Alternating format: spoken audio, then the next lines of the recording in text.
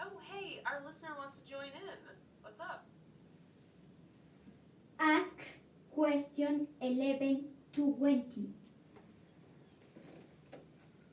I love this. That is fantastic. Our listener is ready to jump. Right into the daily routine. Exactly. You are already after. That's section 2. Okay, let's unpack those. We were gonna finish the introductions first, but we can absolutely switch things up. We can start with the daily habits now. Since you are ready, let's go for it. We'll skip questions 1 through 10 for now. We will come back to them for a quick review later. But since you are so keen on questions 11 to 20, you should focus on them. Here's where it gets really interesting. Okay, let's start.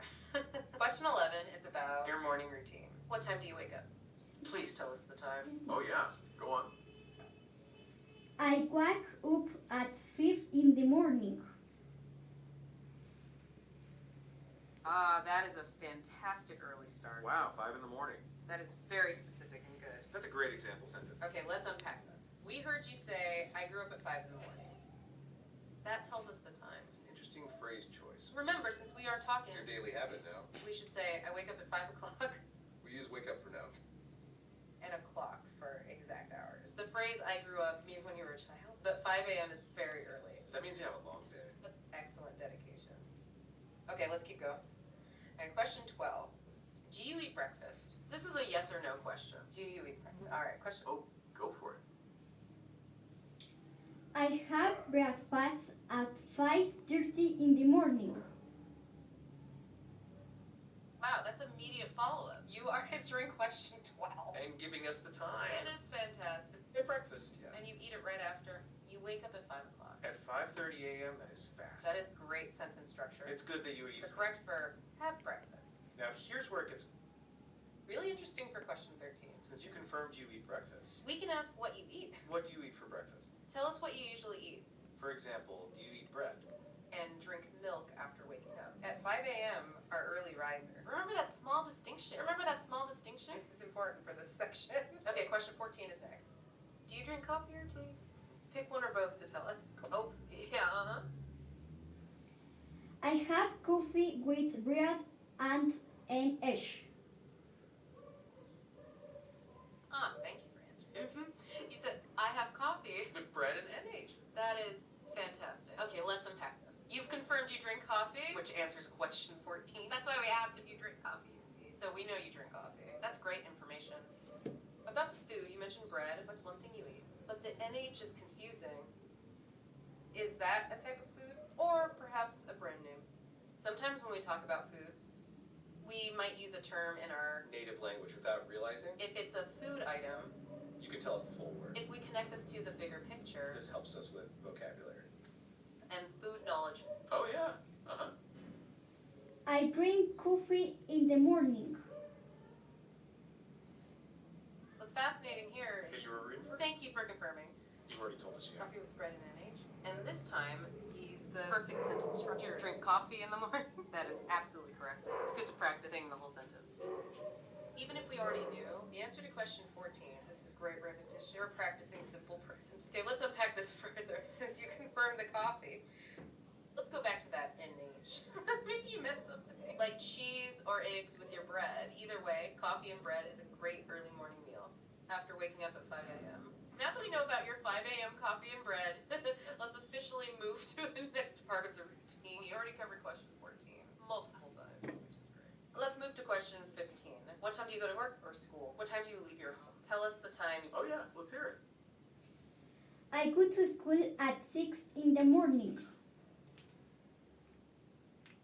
Thank you for Great answering answer. 15 immediately. That is fantastic. You an extremely early riser, waking up at 5 a.m., eating breakfast at 5:30 a.m., and heading to school at 6 a.m. That's a great example sentence. Okay, let's unpack this. You said, I go to school. At 6 in the morning. And that is correct sentence structure. Oh, However, let's look at the time. You can say 6 o'clock for a more exact hour. That is when you start your commute. That leaves very little time between coffee and school.